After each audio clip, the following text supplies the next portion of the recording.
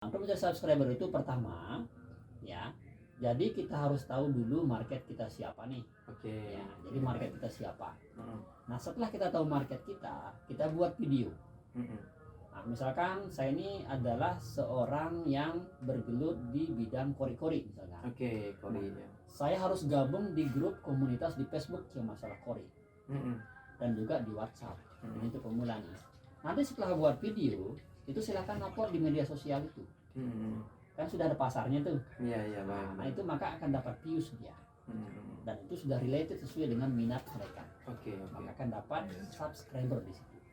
Kemudian yang kedua itu dengan optimasi kata kuncinya. Oh, oke. Nah, jadi optimasi kata kunci inilah yang paling bagus karena search engine YouTube itu akan mulai ditemukan. Oke. Nomor satu akan mendapatkan subscriber lewat situ. Yang ketiga itu bikin video semenarik mungkin. Ada 3 itu video yang recommended mendapatkan subscriber. Pertama, video yang menghibur. Kedua, video yang bermanfaat, mengedukasi. Ketiga, video yang memberikan solusi. Nah, dari situ kita akan mendapatkan subscriber. Kemudian yang keempat itu adalah tentu harus mengasih giveaway. Oke. Nah, jadi kita di video itu kita kasih giveaway nih, tapi dengan PHP. Bahwa saya akan ngasih gini kepada Anda kalau Anda subscribe. Oh, kayak gitu kan. Okay. Minggu depan saya akan kasih gini nih, tapi salahnya subscribe dulu nih biar tidak ketinggalan video hari. Banyak ketinggalan giveaway-nya. Nah, itu 4 poin yang sangat viral yang harus kita optimasi untuk mendapatkan subscriber.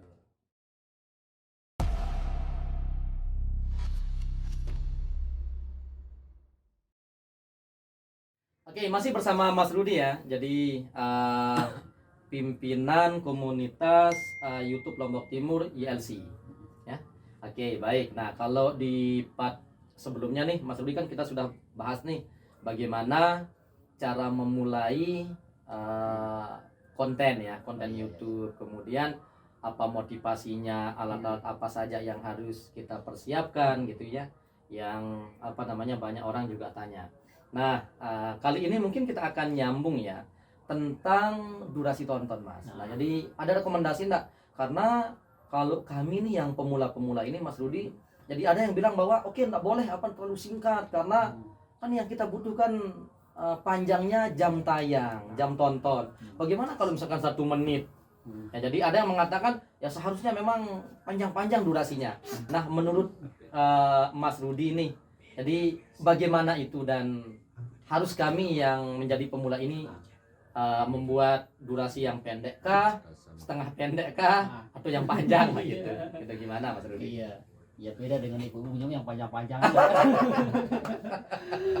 Iya, betul sekali. Nah, menurut pengalaman saya dari sudah 5 tahun nih kan, itu. Nah, kembali ke panjang dan pendek durasi video yang kita upload itu adalah tergantung dari niche yang kita ambil. Nah, kalau misalkan kita bahasnya tentang tutorial, itu kan bervariasi tuh. Nah, intinya tutorial itu kapan dia selesai, penyelesaian dalam videonya itu, disitulah dia. Kalau dia selesai 3 menit, ya 3 menit tidak bisa kita pasarkan. Tapi kalau tutorialnya panjang step-stepnya, bisa jadi dia sejam seperti itu. Nah, tapi ketika kita sebagai pemula, itu yang panjang lebih bagus untuk mengejar jam tayang tadi dan mendapatkan retensi penonton itu lebih banyak durasinya. Nah, minimal kategori itu adalah 8 menit. Kalau durasi panjang. Kalau yang pendeknya 3 menit cukup lah. Nah, itu dia untuk durasi panjang. Itu dia kan. Baik. Nah, jadi itu teman-teman ya. Nah, jadi kalau pendek, panjangnya itu kan tergantung dari niche-nya. Artinya itu tergantung dari segmen yang kita targetkan gitu ya. Baik. Nah, ada juga nih Mas Rudi nih, saya mewakili teman-teman sahabat Guru Dana itu, bagaimana kalau waktu. Nah, ada yang mengatakan enggak usah ngupload itu di tengah malam, harus di pagi-pagi sekali atau jangan terlalu pagi gitu, pas maghrib gitu terkadang. Itu ada pengaruhnya enggak Mas itu terhadap terhadap waktu improve penonton gitu? Betul. Nah, kembali ke pengalaman lagi bahwa sebenarnya itu ada 3 waktu terbaik untuk mengupload video. Nah, contoh, jadi kita belajar dari tingkah laku kita. Kita itu biasanya membuka Facebook atau media sosial ya, itu biasanya ketika jam 10 ke atas. Oke.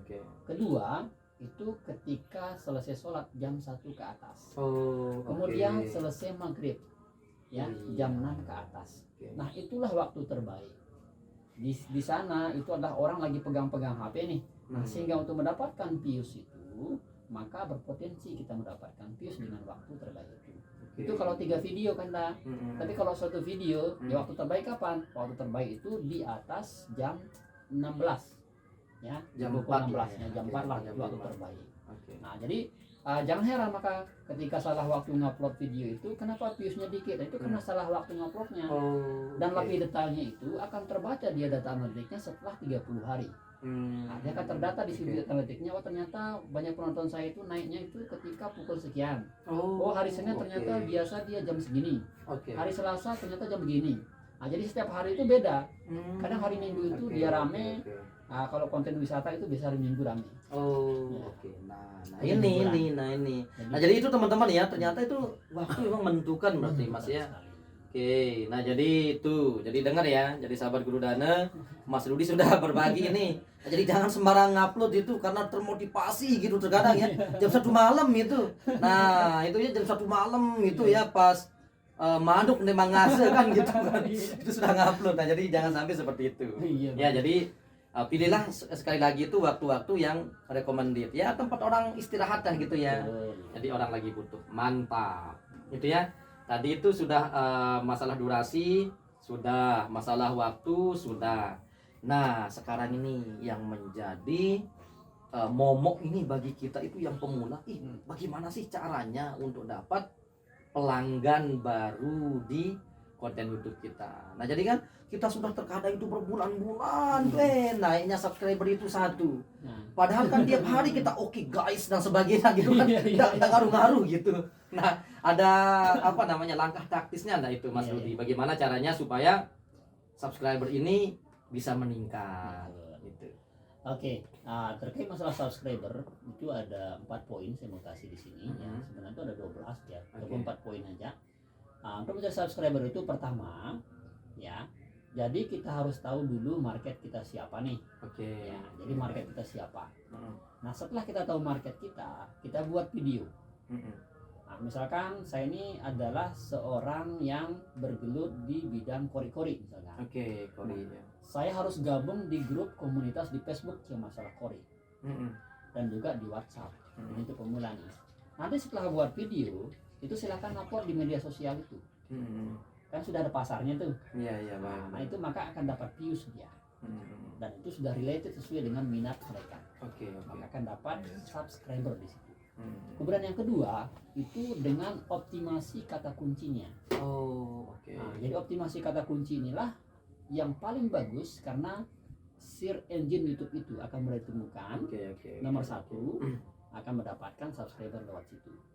Yang ketiga itu bikin video semenarik mungkin. Ada 3 itu video yang recommended mendapatkan subscriber. Pertama, video yang menghibur. Kedua, video yang bermanfaat, mengedukasi. Ketiga, video yang memberikan solusi. Nah, dari situ kita akan mendapatkan subscriber. Kemudian yang keempat itu adalah tentu harus mengasih giveaway. Oke. Nah, jadi kita di video itu kita kasih giveaway nih, tapi dengan PHP. Bahwa saya akan ngasih gini kepada Anda kalau Anda subscribe. Oh, Kayak gitu kan. Oke. Minggu depan saya akan kasih gini nih, tapi sarannya subscribe dulu nih biar tidak ketinggalan video hari. Banyak ketinggalan giveaway-nya. Nah, itu 4 poin yang sangat viral yang harus kita optimasi untuk mendapatkan Subscriber.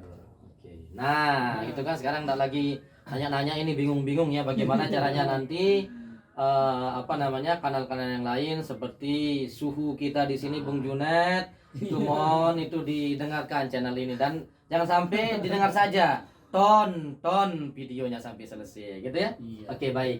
Nah, tadi kan masalah subscriber itu Mas ya.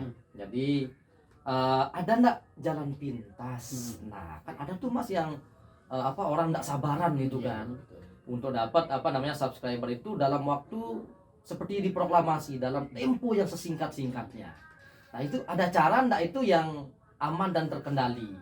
dan apa nah boleh juga deh mungkin kasih tahu kita jalan yang tidak aman namun tetap bisa termonetisasi. Gimana itu Mas? Iya betul sekali. Banyak juga memang teman-teman ini mengikuti jalan pintas. Oke. Ya. Dan YouTube itu tidak mau tahu. Kan yang penting cukup syarat dan berhasil monet dan video original. Oke. Nah, teman-teman juga para YouTuber pemula ini juga banyak melakukannya. Oke. Dengan cara membeli subscriber dan membeli jam tayang. Oke. Memang berhasil dia monet. Oke. Ya, berhasil dia monet. Tapi tantangannya ketika kita membeli seperti itu adalah setelah monetnya. Oke. Jadi meskipun banyak subscribernya, tapi kan ketika dia beli subscribe itu kan yang subscribe itu kan tidak berdasarkan minat. Oke. Nah, sehingga ketika dia buat video baru, yang nonton paling 1-2 orang. Oke. Sehingga tidak akan dapat apa-apa dia. Jadi justru merusak channel itu sendiri. Tidak oke. bagus dalam jangka panjang, bagus dalam jangka pendek Oke, gitu. oke. Jadi sama kayak orang kreditan, senangnya di depan aja. Tapi Oke. selanjutnya tidak seneng gitu. Iya, iya. Nah, itu dia susahnya. Pas mau kepeng ya seneng lah Iya. ini mah pas tertagih jangan dulu lama gitu kan. Betul sekali. Oke. Mantap. Nah. Ini oke. Berarti itu tidak direkomendasikan lah ya untuk jalan-jalan yang Betul. pintas gitu ya. Ya. Jalan pintas yang tidak pantas Oke. gitu ya. Oke, baik.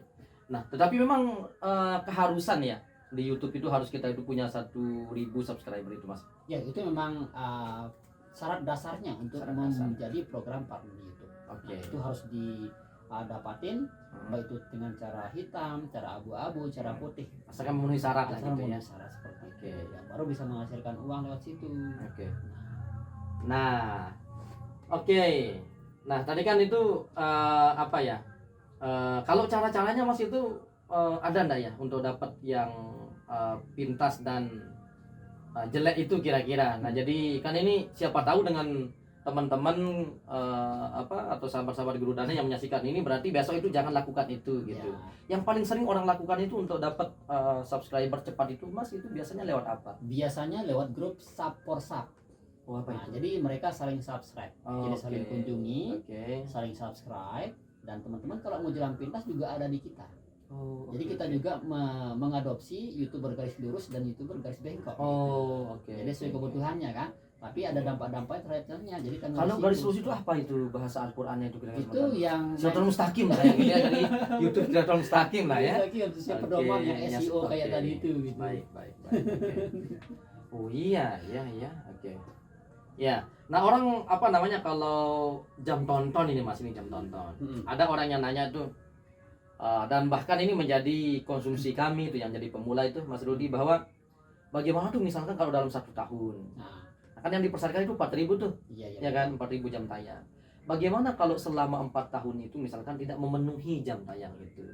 Apa betul memang itu akan dienolkan kembali jam tayang itu atau tetap laju itu sampai memenuhi yang 4.000? Gimana tuh Mas? Iya, betul sekali. Jadi memang semua konten, semua channel baik yang sudah monet maupun belum monet itu berlaku aturan itu. Oke. Jadi selama 56 hari itu, 1 tahun lah gitu ya. tahun itu Oke. ya. Jadi itu harus Ya dari banyak orang mungkin ada apa itu 365 hari setahun kena nah gitu kan 1 tahun maksudnya gitu. ya 1 tahun itu Ah. harus kita pertahankan itu kan. Ah. Dan kalau kita pertahankan, jadi dia akan ngeriset per videonya, akan mengurangi oke. jam tayang. Oke. Jam tayangnya akan berkurang, bahkan itu berbesar juga akan mempertahankan itu. Nah, jadi cara untuk mengakalinya ya produksi di kuantitasnya, Oke. kuantitas video dan kualitasnya gitu untuk mempertahankan itu. Jadi tidak ada cara lain dengan cara memproduksi lebih banyak video. dan berkualitas Oke. videonya. Nah, itu memang benar dia harus gitu. Makanya teman-teman kemarin kenapa di semua channel saya? Tadi Padahal itu sudah. sudah monet. Oke. Dia tidak tahu kendalanya, jadi ya galau, dia tuh hampir gantung dirinya di pohon pisang kayak gitu. Oh, oke Nah, oke. gitu. Nah, itu tidak boleh. Ya itu ada pengaruhnya enggak amal ibadah itu sebenarnya kalau di masalah YouTube ini? Nah, ada enggak misalkan jadi dengan ibadah segini bisa naik views gitu? Mungkin ada amal-amalan khusus lah gitu kan ya. Kalau kita kan di pondok pesantren itu kan selalu amalan gitu ya. Ya siapa tahu misalkan untuk menaikkan 500 itu jadi harus baca ayat kursi gitu kan misalkan yang berapa kali gitu itu mungkin ada atau enggak gitu. Nah, kalau saya pribadi memang alhamdulillah sih bukannya kita pamer ya. Iya betul. Memang ada setiap monet itu ada amalannya. Oh no. Setiap usaha itu ada amalannya. Amalannya. Karena kita baca rata-rata orang sukses itu tidak jauh dari Allah Subhanahu wa taala. Oh, betul. Mereka dekat sekali. Mereka tahajud, mereka sholat duha, sholat hajat, dan puasa juga, dan ada amalan-amalan hariannya. Dengan sholawat, ya itu ada selawat yang saya amalkan setiap hari itu untuk menaikkan rezeki dan lancar. Mantap. Nah ini jadi sahabat Guru Dana, jadi supaya kita itu tidak ada potensi kita untuk sombong, itu jangan kita lepas, bahwa usaha tetap kita lakukan, namun jangan lupa bahwa doa dan kekuatan dari Sang Pencipta itu maha segalanya. Nah itu poinnya itu ya. Oke. Nah jadi terkadang jangan sampai nanti dengan motif uang finansial terus kita lupa segalanya, bahwa memang ada yang ngatur gitu ya, kita hanya sebatas ikhtiar saja gitu Mas Rudi ya. Iya betul. Oke, mantap. Jadi bukan YouTube yang bikin kita sukses, tapi ada oke, Sang Pencipta ya, Allah Subhanahu wa taala. Oke, good. Nah, kemudian ini kita lari ke jenis konten Mas. Nah, kalau yang kemarin kan bagaimana caranya untuk membuat konten, kemudian sejarah Mas Rudi memulai menggarap konten. Sekarang sepanjang pengalaman Mas Rudi nih, menurut Mas Rudi itu konten-konten apa sih yang paling banyak peminatnya? Kita berbicara mayoritas Mas Rudi ya. Iya. Oke, nah jadi kan sebenarnya setiap konten itu kan punya pasar tersendiri. Betul. Namun yang paling banyak orang minat itu apa? Apakah siku bagi dua itu atau apa gitu? Ya yang apa kayak gitu atau gimana itu Mas Rudi? Iya, betul sekali. Jadi memang kita harus mencari konten-konten yang viral. Oke. Nah, untuk melakukan sebuah itu ada tool yang kita gunakan. Nah, pertama itu ada tool namanya Google Trend.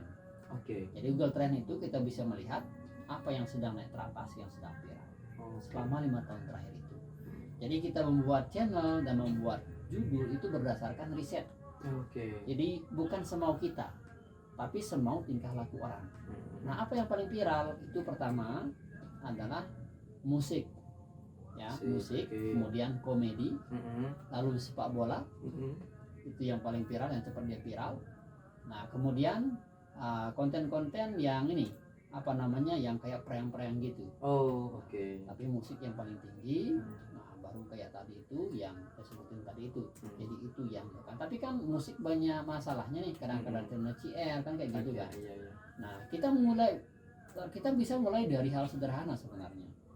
Nah, mulai dari hobi kita, sehingga ketika pas pembuatan konten tidak merasa berat kan gitu. Jadi sehingga merasa enak kita buatnya, tidak perlu mikirin konten karena sudah berdasarkan sudah menjadi dunia value kita sendiri. Oke. Nah, ini yang relate sekali itu dengan penjelasan Mas Rudi itu. Saya kan pernah sempat Mas Rudi sempat merasa bimbang gitu kan. Nah, sebenarnya kan passion saya itu kan di ngajar Mas Rudi, bahas-bahas soal gitu. Nah, namun karena mungkin kurang ilmu ya bagaimana caranya mengembangkan YouTube itu supaya lebih baik, penontonnya lebih banyak. Nah, nyatanya itu ya segitu-gitu viewsnya. Padahal yang saya paham bahwa kalau saya akan bahas misalkan sesuai dengan passion saya, itu endless lah gitu. Jadi tidak akan pernah ada ujungnya gitu. Betul. Jadi seperti yang Mas Rudi katakan tadi itu, kayaknya saya itu tidak akan kewalahan gitu ya. Tetapi saya melihat realita gitu bahwa kok segini-gini amat kayak nonton. Nah, jadi kira-kira apa sih gunanya saya itu kalau mau saya terusin konten itu? Nah, itu ada saran enggak Mas Rudi seperti itu? Jadi memang hal yang kita buat berdasarkan hobi, berdasarkan passion, itu kadang-kadang banyak pesaing. Nah, jadi YouTube. Nah, jadi YouTube itu adalah sebuah wadah. Jadi YouTube itu pengen membentuk sebuah komunitas dan karakter di setiap kreator itu. Jadi caranya bagaimana biar baca views? Jadi kita harus mengeriset dulu dari pesaing, 5 pesaing aja amankan. Nah, lihat karakter dari 5 pesaing ini. Karakternya apa di sini? Nah, jadi setelah disimpulkan apa yang belum ada dari 5 karakter channel besar ini, itu yang kita buat. Jadi yang belum ada dari 5 video yang besar itu, channel yang besar itu, nah itu yang kita buat. Kita harus berani membuat sebuah perubahan atau perbedaan dari tidak kebanyakan orang. Makanya mohon maaf sih, ini bukan ketika kita pengen cepat viral itu bikin video yang di luar logika orang. Contoh nih misalkan kayak joget-joget di perempatan, ya, kemudian bagi dua, iya. bagi dua lah gitu ya. Tidur gitu kan. Oh, Atau kalau mau lebih cepat kan jual paha jual dada kan, tapi dosa jariah kan nggak boleh. Iya, lah. betul, Nah, betul. pokoknya yang logika. Kayak ada itu konten sampah, mohon maaf ya. Konten sampah itu kayak tutorial transfer saldo, tutorial cara ngubah saldo dana jadi dosa. Itu banyak yang nonton. Ada juga duduk 2 jam tidak ngapa-ngapain, banyak yang nonton. Ada juga tutorial cara buat tutorial, banyak yang nonton. Tutorial cara senyum juga banyak, cara duduk, cara jalan, cara tidur kadang. Iya. Tapi banyak yang nonton kan dah. Karena di luar nalar gitu loh. Jadi orang nonton karena penasaran gitu. Oh, iya. Buat kayak gitu. Ya. Oke. Nah, ini juga ya, jadi agak susah juga ya. Oke. Nah, jadi kan ini kayak apa ya? Kayak bagaimana caranya kita itu buat telepon itu kayak rudal lah gitu ya, salah rudal gitu ya. Ya bagaimana gitu ya? Betul.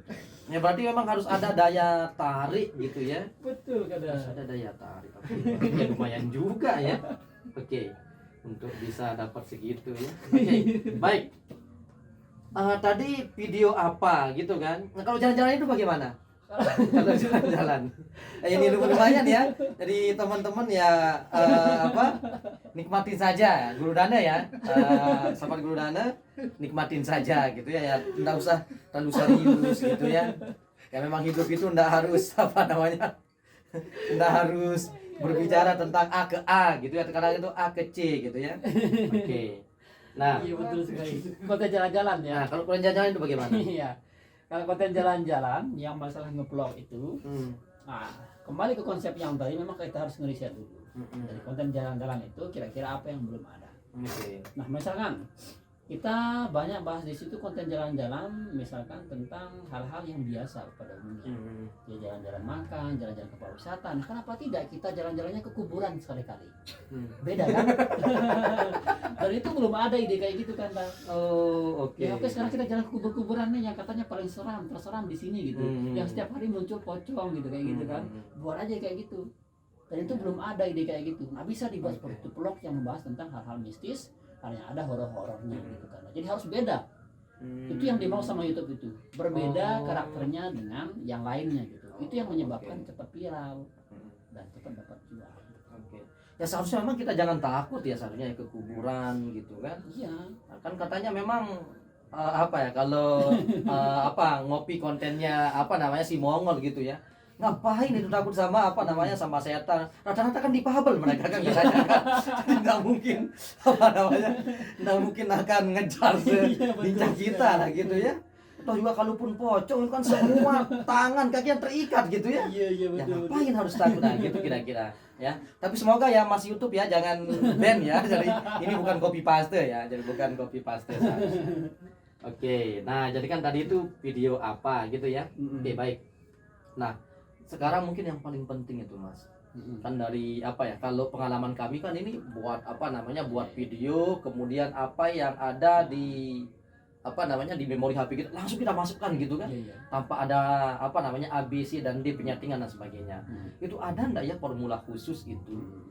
Anggap saja misalkan dengan video yang ini sama-sama sama-sama kontennya. Anggap saja begitu, sama-sama kualitasnya yang kita pikir.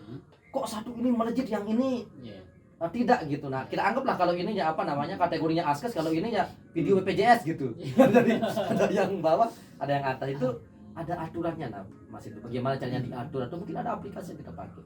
Iya betul sekali. Nah, jadi memang di dalam YouTube itu tidak asal ngupload dan tidak bisa bablasan aja. Oke. Jadi harus ada optimasi dan alat yang harus kita gunakan. Oke. Nah, di sini ada 2 tool SEO yang teman-teman YouTuber bisa eksekusi. Pertama namanya vidIQ sama TubeBuddy gitu. Nah, tapi saya pengalaman pribadi saya lebih ke vidIQ. Karena hasil riset itu ketika vidIQ yang skornya 40 itu nanti di TubeBuddy dia 50. Tapi artinya apa? Ketika misalkan kita maksimalkan skor sama dengan TubeBuddy sama vidIQ sama-sama 60, berarti kualitas untuk mendapatkan views itu jauh lebih besar menggunakan tool yang namanya vidIQ. Dan itu gratis kan, Dak? Gratis, ada versi gratisnya. Dan itu saya sekarang masih menggunakan versi gratis saja dari dulu gitu. Nah, jadi gratis saja, dan itu wajib di extension di channelnya. Di sana diberitahu berapa skor SEO-nya, oh judulnya ini kurangnya gini, oh deskripsinya kurangnya ini, tag-nya kurangnya ini, dikasih tahu sama tool itu gitu. Oh, oke. Ya. Oh, jadi itu ya langkahnya. Jadi memang harus harus punya aplikasi bantuan lah gitu ya. Betul, pihak ketiga. Ya, jadi berarti kan tidak cukup hanya motivasi saja buat itu ya, buat konten itu Mas ya. Iya, betul sekali. Jadi memang harus ada embel-embelan Iya. bantuan lah gitu ya. Ya anggap aja kalau mungkin bahasa sekarang itu ya mungkin ada bagian dalam lah Betul gitu ya. sekali. Jadi itu yang harus memang disentuh. Oke. Jadi syarat sukses YouTube itu kan ada 4 deh kan. Ya gimana itu? Pertama ada 4M deh kan. Nah, pertama ada man, ada manusianya, kreatornya kan. Kemudian method. Nah, kayak tadi itu ada caranya, gitu ya. optimasinya gitu kan. Man, method, kemudian money. Oh, money. Money kan tadi kita harus kayak tadi beli alatnya, Oh, beli HP bikin konten, ya, betul, beli betul. kayak gini dan sebagainya. Betul. Nah, kemudian money, method, material. Material yang tadi itu bahan-bahannya itu dia harus punya seperti itu. Kalau sudah tercukupi yang itu, maka syarat sukses itu sudah berkah ya, enak kita dapatin. Dan tentu sio langit, sio masih bumi itu jangan dilupa itu. Oh iya. Ya. Oke. Nah itu juga ya, dan banyak mungkin kita lupa ya. Jadi hanya sekedar berkegiatan, namun kita lupa bahwa yang memberi rezeki itu memang sudah ada ya yang ngatur itu. Baik. Oke, kalau selama Mas kembangkan YouTube itu bagaimana itu kalau kasus-kasus yang di ban gitu sama YouTube itu bagaimana itu? Ya ini menarik sekali ya, betul.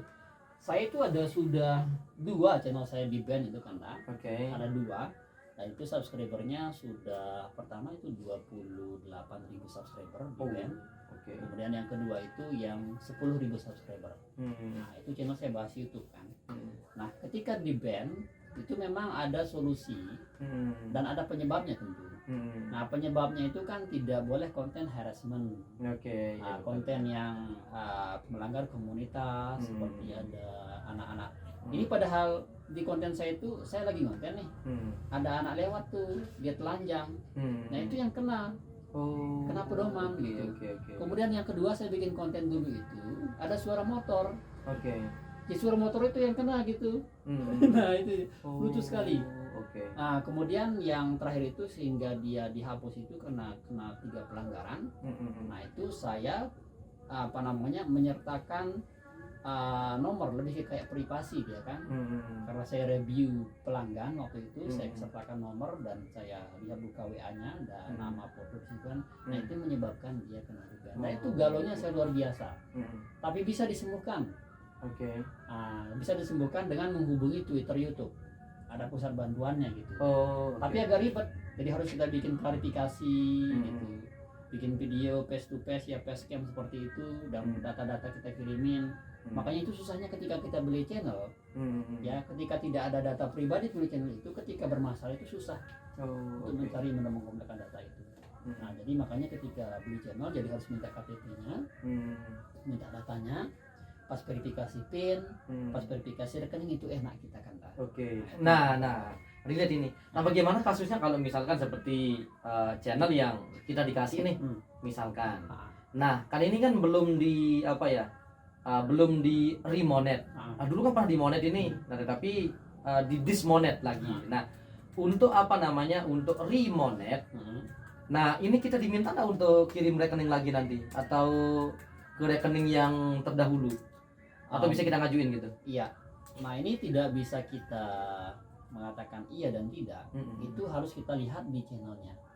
Apakah sudah terkait dengan data yang pemilik lama atau tidak? Kalau dia sudah terkait, itu bisa kita ubah rekeningnya. Tapi tetap kita membutuhkan foto KTP pemilik utama. Nah kayak gitu. Tapi kalau jika belum, itu kabar gembira. Jadi kita bisa request PIN ulang dengan alamat yang di sini yang baru, dengan kode pos yang baru. Sehingga kita proses cepat. Ada kemarin teman-teman saya itu dari Sembalun ya, itu dia 4 bulan tidak datang PIN-nya karena dia tidak bisa mengupload KTP. Karena dia beli channel dan kebetulan KTP orang itu sudah lama kan, dan KTP sudah expired. Memang dia upload tapi tidak diterima karena berlaku sampai 2010 waktu itu, bukan seumur hidup gitu kan. Nah itu susahnya. Jadi dia galau nih, mau dijual nggak laku, mau diterusin juga nggak semangat kan gitu kan. Iya, Jadi iya. jalan sendiri tadi kayak gitu. Nah itu bahayanya ketika kita melakukan channel yang ada lama. Tapi bisa ada tekniknya, jangan usah khawatir, ada cara-caranya. Kita pakai verifikasi 2 langkah. Nah itu pentingnya nih. Jadi kita kabar gembira juga karena bahwa saya sekarang lagi daftar jadi pakar YouTube. Alhamdulillah. Jadi target saya setahun ini bisa menjadi mendapatkan poin diamond nanti. Sehingga diundang sama YouTube datang ke Singapura untuk menjadi pembicara di situ nanti. Jadi ada syarat daftarnya, harus punya channel YouTube. Doain aja, saya minta doa mudah-mudahan Amin, bisa target itu. ya. Amin, Bisa amin, ke Singapura nanti diundang sama YouTube. Gitu ya. Oke. Jadi banyak ya seharusnya itu manfaat yang bisa kita dapat ya. Jadi kan sekarang usaha YouTube ini kan anak muda banget itu ya. Jadi kan tidak mesti harus bangun perusahaan besar-besar gitu ya. Jadi maksimalkan potensi yang ada. Mungkin itu bahasanya ya. Kalau misalkan pinter nyukur ya sudah. Jadi bukan cukur saja. Iya, tutorial nyukur. Jadi pinter misalkan ngomong ya sudah, buka podcast saja. Gitu kan. Nah, jadi tidak perlu sekarang itu harus buka pabrik dan sebagainya kan untuk dapatkan uang itu. Ya, aplikasi sudah, video tadi sudah. Nah, kemudian ini bagaimana caranya menanam motivasi supaya kita itu tetap mau berkarya di konten ini. Nah, karena kan di part sebelumnya kan bahwa mood itu kan selalu ada, ya manusia namanya, ya enggak? Ya betul. Nah jadi yang namanya mood baik, mood kurang baik itu ya manusialah kita. Nah jadi kalau Mas Rudi itu bagaimana itu untuk menjaga mood tetap terjaga sehingga untuk membuat konten-konten itu terus jalan. Jadi pertama saya harus pelajari dulu diri saya ini. Kapan biasa saya moodnya enak. Kalau saya biasa moodnya enak ketika jalan-jalan, ya kita pergunakan mood itu untuk membuat konten. Buat konten sambil jalan-jalan. Nah, kemudian untuk motivasi diri kita yang kedua, itu kita harus ngajak teman. Bikin grup khusus. Dan kita harus berani membuat pernyataan untuk membuat poin-poin, artinya reward. Ayo kita sepakat-sepakat nih. Kita sepakati sekarang, kita bertiga ini, kita harus ngupload minimal 1 video sehari. Yang tidak ngupload satu video, dia harus kena punishment. Dengan cara ya traktir kita ngopi lah kayak gitu, sehingga ada yang mengikat kan. Ada yang mengikat. Itu harus kita bangun. Ada yang mengikat kita gitu, sehingga itu menjadi sebuah pandangan untuk kita malu untuk tidak membuat konten. Nah lalu yang ketiga tentu kita harus punya wadah, komunitas. Karena banyak teman-teman sudah berhasil itu bisa memberikan sebuah motivasi di situ dan memberikan gambar-gambaran serta pengalaman mereka yang sudah mereka alami. Nah kemudian tentu yang berikutnya untuk membangun motivasi kita itu ya tentu kita harus sadar kalau enggak kapan, kalau enggak sekarang kapan lagi gitu. Karena kita lihat dari 277 juta penduduk Indonesia, ini kan market empuk nih. Karena YouTube itu nomor 2 setelah Google, YouTube. Platform terbanyak digunakan di dunia. Dari Indonesia dia itu terbanyak YouTube setelah Google tadi itu. Nah artinya apa? Jadi Indonesia ini market empuk. Di mana buktinya? Ya buktikan setiap ada nabi palsu kan ada pengikutnya. Nah itu saking empuknya itu Indonesia ini. Nah kenapa tidak kita bikin video yang berfaedah ya? Untuk menampar video-video yang unfaedah tadi itu. Jadi bermanfaat ya, konten-konten yang sampah itu. Jadi sekarang waktunya kita untuk berdakwah lewat konten-konten kita, memberikan bermanfaat, minimal bermanfaat bagi diri sendiri, keluarga dan orang tuanya. Itu dulu Mario Teguh. Nah jadi memang harus dimulai dari kita itu Mas Rudi ya. Jadi kita harus menanamkan semangat dan motivasi bahwa harus kita itu nyampe target, ada yang targetkan lah gitu. Kalau memang itu ya enggak bisa Mas Rudi ya. Nah, kalau Mas Rudi ini buat konten itu di hari apa saja. Nah, ini yang mau. Karena Mas Rudi kan guru ini kan. Ya, jadi guru, jadi kan enggak mungkin misalkan tetap di dalam kelas itu buat gitu. Nah, jadi ada waktu-waktu spesial atau mungkin di mungkin ada hari-harinya gitu. Di Jumat Kliwon atau apa gitu kan, khusus supaya rasionya naik gitu kan. Saya buat kontennya itu kan saya guru nih, kesibukan bukan hanya kreator saja kan. Oke. Jadi saya juga sebagai blogger, afiliator, sebagai guru, kemudian ngisi-ngisi webinar juga, jadi banyak kesibukan. Saya waktu kontennya kebetulan ada BJ juga, ada anak kan. Jadi terkadang nunggu dia tidur dulu gitu kan. Nah, saya bikin kontennya kadang di atas jam 10 malam. Ya malam. Kita bikin kontennya lagi sepi juga kan, tidak ada meong-meong kan. Oke. Jadi enak bikin kontennya. Kemudian saya bisa bikin konten juga terbaik itu ketika selesai sholat subuh. Jadi saya yakin di situ memang ketika selesai sholat subuh itu beda dia hasil konten kita itu. Jadi kalau bikin konten di situ, bikin sebanyaknya, nah sebelum pergi saya sekolah, jadi sudah jadi konten.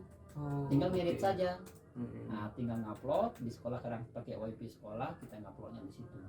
Nah, waktu terbaik itu ya itu di waktu subuh, selesai sholat subuh itu waktu terbaik bikin konten, dan malamnya gitu, karena di sana kita fokus. Karena kalau siang kadang-kadang ada kegiatan kan. Nah, jadi itu waktu terbaik untuk saya pribadi sih, tergantung itu opsional bagi teman-teman. Nah itu ya memang jadi enggak ada berarti ya usaha itu yang muluk-muluk Mas ya, jadi memang harus kerja keras ya, harus totalitas gitu ya untuk dapatkan reward yang pantas gitu ya, sehingga itu pas akhirnya ya mantap lah gitu ya. Nah jadi sudah tidak terasa ini waktu kita ini Mas Rudi sudah di penghujung podcast ya. Jadi terima kasih sekali lagi kepada Mas Rudi ini ketua dari komunitas ILC yang telah berbagi tentang YouTube, bagaimana cara mengelola YouTube, apa saja motivasi yang harus dilakukan. Nah, untuk sahabat-sahabat Guru Dana yang ingin tahu lebih banyak tentang ini, jadi nanti bisa bisa request ya, bisa request ke Mas Rudi. Kira-kira konten apa yang kira-kira Mas Rudi itu mau teman-teman itu untuk dapatkan ilmunya. Kita akan ketemu di sesi lain ya. Saya Guru Dana, salam. Oke.